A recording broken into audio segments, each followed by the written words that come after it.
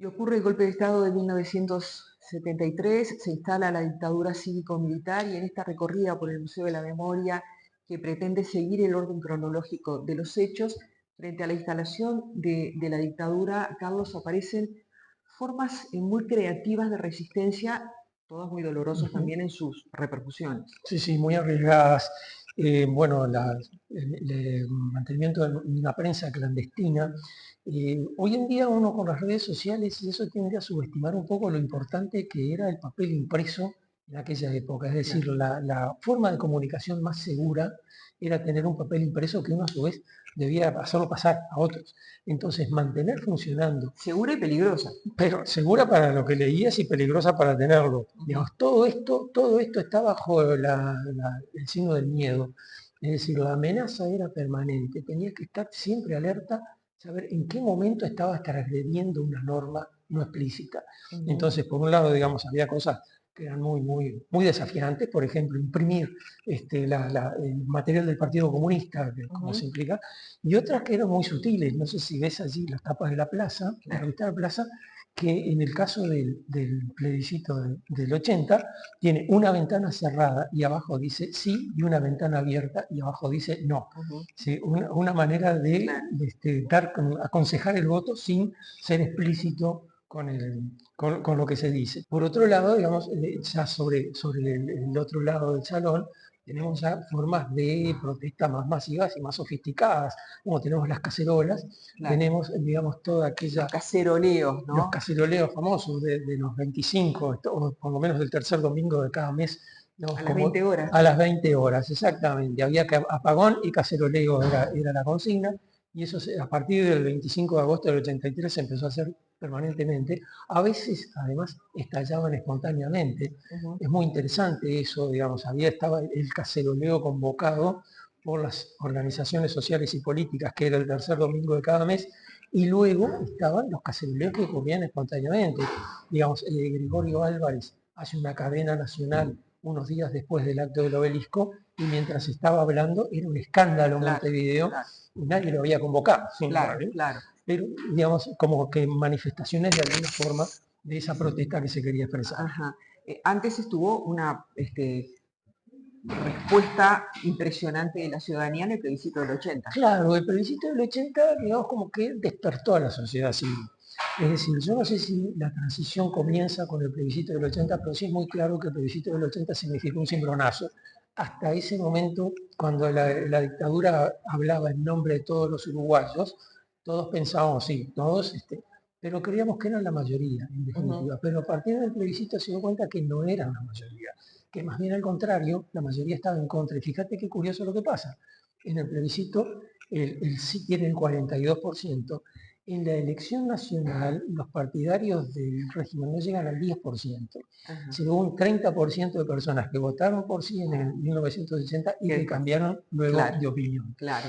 Y bueno, y tú aludías allí el acto del obelisco en el 83, que es una circunstancia icónica, y tenemos la fotografía de Candó con esa lectura que todavía hoy escucharla eriza, ¿no? Claro, además Candó había hecho de Artigas en el escenario. Es decir, Ujú. uno recordaba a Candó diciendo las frases de Artigas con esa misma voz con la cual invitaba, digamos, a la resistencia en esa proclama. Entrar a esta sala del Museo de la Memoria, Carlos, produce una sensación de opresión en el pecho, diría yo, ¿verdad? Que Eso, es la sala que de alguna forma recorre lo que era la vida carcelaria en dictadura. sí, es difícil, me da la impresión, por lo menos he hablado con la gente que estaba detenida, recomponer lo que era el clima psicológico de estar metido en la cárcel, ¿no? Las cosas que describen son cosas muy duras, son cosas muy chocantes, Ujú. y que además, digamos, uno mira estos objetos que están por aquí, la puerta, los uniformes, etcétera, y se da cuenta hasta qué punto, digamos, eso era una situación de encierro muy calculada. Pero hay otra cosa que a mí me conmueve particularmente, y es ver las obras que hacen los presos. Es decir, de alguna forma los presos mantenían algún tipo de comunicación, sobre todo con los niños, que esa debe ser la parte más dolorosa, porque no tenían vínculo con esos Ujú. niños, no forman parte de su vida, pero no quieren que los olvide. Entonces, hacerle algo Ujú. un objeto que sea, que pueda ser un juguete, que pueda ser algo que se lleve con él, digamos, era como estar presente, manifestar esa ausencia de alguna forma. Sí, sí, los dibujos, los trabajos en artesanías diferentes, cuero, hueso, las cartitas, los pañuelos Los bordados, pañuelos una bordados, es maravilla, ¿no? increíble. Una maravilla eh, de las mujeres en la mayoría de los casos.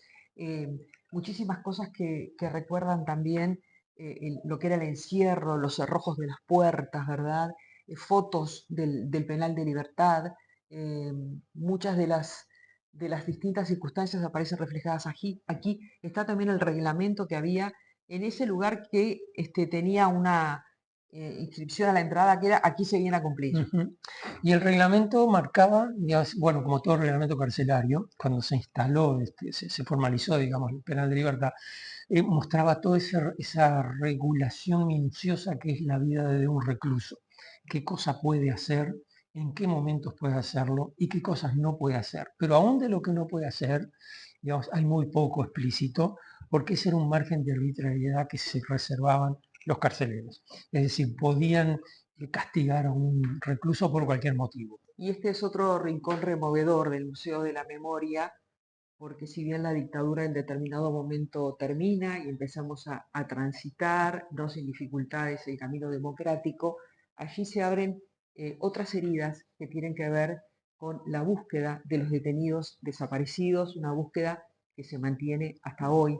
Y aquí tenemos, Carlos, lo que fueron las primeras pancartas de familiares. Sí, esto es todo también tienen su historia, porque en principio estas son las que aparecían, digamos, los originales, aquellas primeras fotos que iban sus familiares y con la solidaridad de algunos movimientos sociales ir a la Plaza Libertad cuando se negaba la existencia de desaparecidos. Ujú. Es decir, acá hubo toda una etapa de negacionismo muy fuerte y estas fotos en definitiva representaban una ausencia, es decir, Ujú. aquí están los que no están.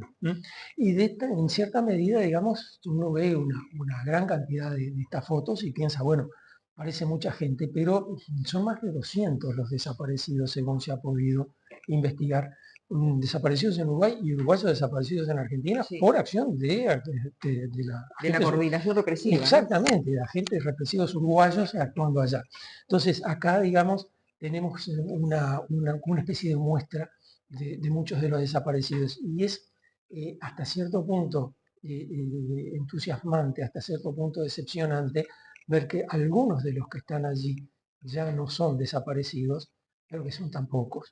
Y además hay aquí el testimonio de algunas de las gruesas placas de cal que fueron encontradas en esos enterramientos sobre los Eso es restos, ¿no? irónico, pusieron la cal con la intención de eliminar los restos. Y es cierto, eliminan los restos blandos y queda el esqueleto.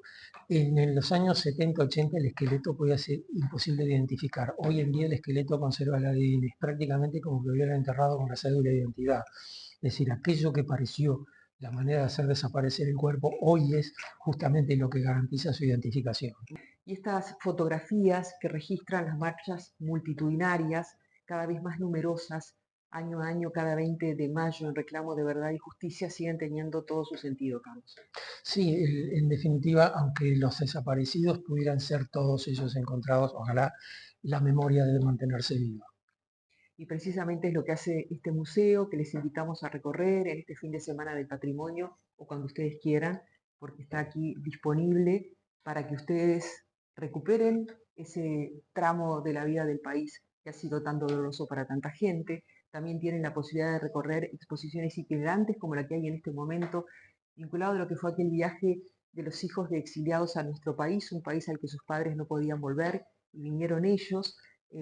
Tal vez muchos recuerden lo que fue la bienvenida multitudinaria a los chiquitos que llegaron, niños, adolescentes también, y que tiene un registro cinematográfico interesante en Tus padres volverán. También hay fotogalerías en los jardines de la quinta que ustedes pueden recorrer, así que invitadísimos y seguimos recorriendo, seguimos juntos.